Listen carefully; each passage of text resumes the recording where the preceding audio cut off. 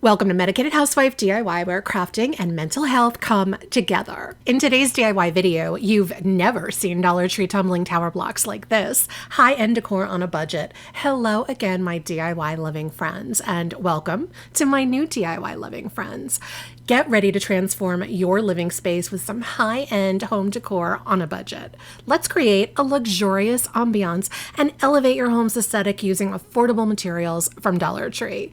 We'll take ordinary tumbling tower blocks or Jenga blocks and turn them into a stunning statement piece that will leave your guests in awe, and that's just the beginning. Get inspired, get crafty, and let's go DIY together. So stick around, let's go make some stuff and jump right into this.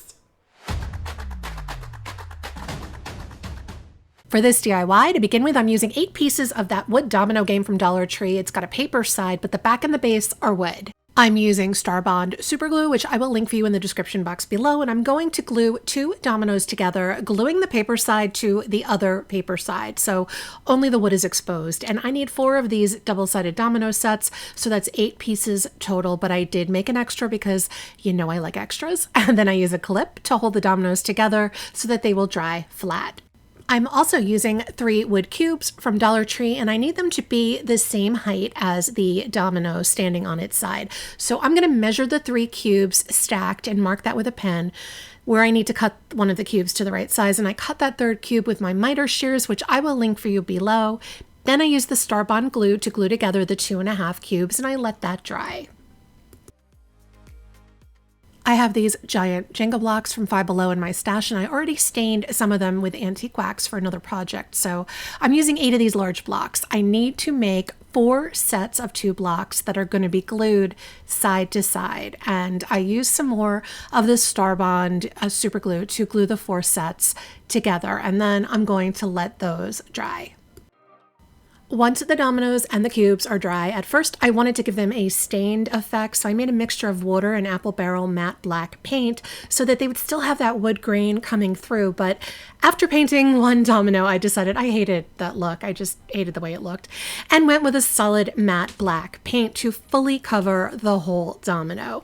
I paint both sides and all of the edges of the 4 domino sets so that they are a solid black. And then I'm going to paint the 2.5 cube set as well, the same black color.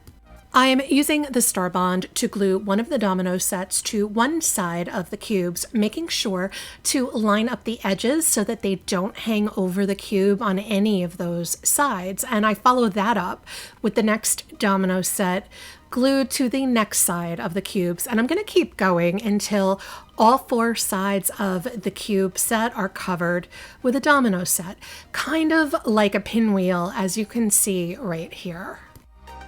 Now, as I have said before, I am not always the brightest crayon in the box, and I wanted to line up my Jenga block set with the top of the dominoes and the cube. So I piled up 1 large Jenga block and 1 regular size one as support to hold those 2 blocks up as I glued them to the dominoes.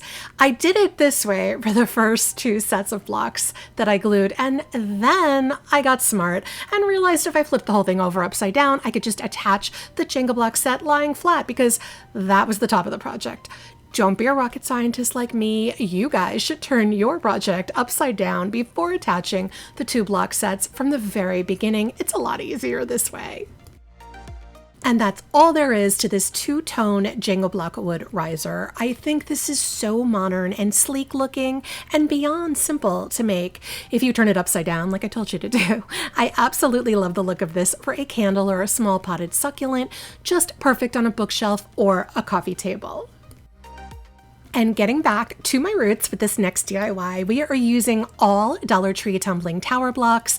This project has 2 sides, and right now we're working on the first side. And for that, we need 12 sets of 2 blocks glued end to end. And I am using super glue, wood glue, that's also from Dollar Tree, to glue the blocks together. So I made 12 sets of 2, which is 24 blocks total, but later on I do add 1 more set of 2 to this, so that will be 13 sets of 2 or 26 blocks for this first side of the project. Once those 13 sets of 2 blocks have dried, I am going to stain them with a mixture of folk art antique wax mixed with water, and I use a dry paper towel to rub off the excess wax. I am painting all the sides and the edges of each of the 2 block sets, and then I put them aside to fully dry. Once the stain is dried, I am going to start attaching the 2 block sets in groups of 2. So I will be making 6 sets of these 4 block sets with 1 2-block set that's left over for the end. And I am attaching each of the 4 block sets one on top of another, but on a diagonal. And the best way to understand that is for you to watch. You can pause or even slow down the video, or even go back in the video if you need to see exactly what I'm doing again. But just watch the way I attach the 6 sets. And I know I'm showing a little bit more of this gluing than I normally do, but I really want you to be able to see exactly where I am putting the glue down. Again, you can slow down the video, or you can pause it and you can actually go back in the video if you want to see the repeated version of me gluing one on top of the other on the diagonal. And here are my 6 sets of 4 blocks, and now the 13th set of 2 is hiding for later. Now I'm going to attach one 4-block set on top of another 4-block set on the exact same diagonal as we used before. So watch closely or pause, and you can see the blocks start to look kind of fanned out. And here we have 3 sets of now 8 blocks. After that dries a little, I attach one of my 8-block sets on top of another 8-block set on that same diagonal that we did for all the others. And after that sets up a little bit, I'm going to add that final 8-block set also on the diagonal, and we're going to allow the whole thing to fully dry. And here is where that 13th set of 2 comes into play. I realized if I wanted to make this piece a little more stable and able to stand on its own, I needed to try and add that 2-piece set on the end in a position close to the position where the first set of blocks is. And hopefully that makes sense to you. I still attach the 13th set on that diagonal, but I'm attempting to sort of even out both ends of the project. And again, hopefully that makes sense to you. I set that aside to dry, and basically we're going to repeat this entire project all over again to create the second side of the project.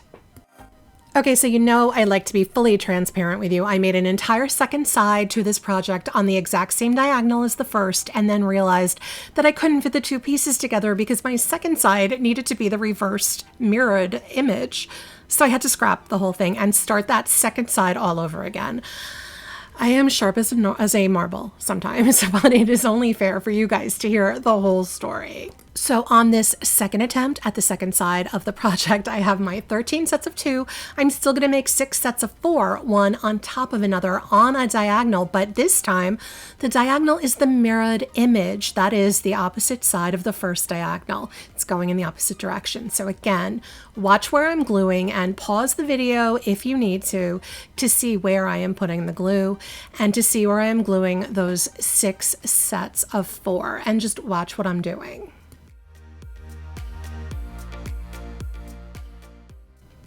Then just like before, I then make 3 sets of 8 on that same mirrored diagonal.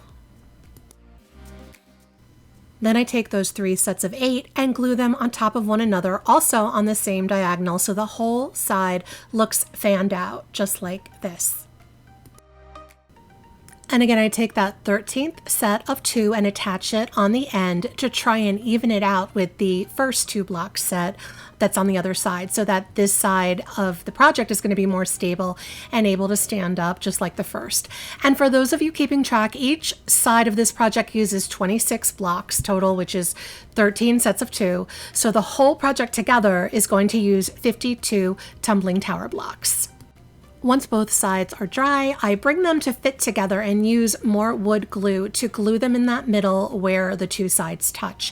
I put some things behind them to support them and hold them in place while they dry. Once the whole piece dried, it was so cool looking that I wanted to be able to see it and not cover it up with a solid top covering it. I grabbed one of those clear plastic plant dishes from Dollar Tree. The only glue I could think of that would dry totally clear was this Elmer's Crystal Clear glue, so I used that to attach the clear dish to the top of the base. And yes, the Elmer's means it's not water resistant, so because of that, this piece will have to be inside decor only. And this is my tumbling tower block riser or pedestal bowl, whatever you want to call it. I love this. I think this is one of the coolest Jenga block projects that I have done so far, and I am beyond happy with it. The design of the base does, however, make me think of like a ballroom dancer or a bird or an angel, maybe. Let me know in the comments what you see in this piece and if you love it as much as I do. For this next DIY, I have this very strong cardboard tube from my recycling bin. It is much denser than a paper towel roll or something like that, so it's very strong. I'm going to measure it and mark it at 3 inches long and use a box cutter to cut a 3-inch piece off the tube. Then I have these wood dowels I got on Amazon, and I will link them below, but you can also buy these at Dollar Tree. I am going to measure and mark 3-inch pieces of the dowels and cut a bunch of them. I really just estimated how many that I would need to cover the cardboard tube. I used my miter shears to cut the dowels at 3 inches, the same size as my tube. Then I used some super glue, wood glue, to attach all the dowels around the entire diameter of the cardboard tube. When I got to the end, I couldn't fit the whole dowel in the space left over, so I used the miter shears to cut one of the dowels into quarters, and I was able to squeeze one of those quarters into the last space left over there pretty seamlessly. I wanted the dowels to have a little deeper wood color but not look obviously stained, so I am using really strong instant coffee like a stain.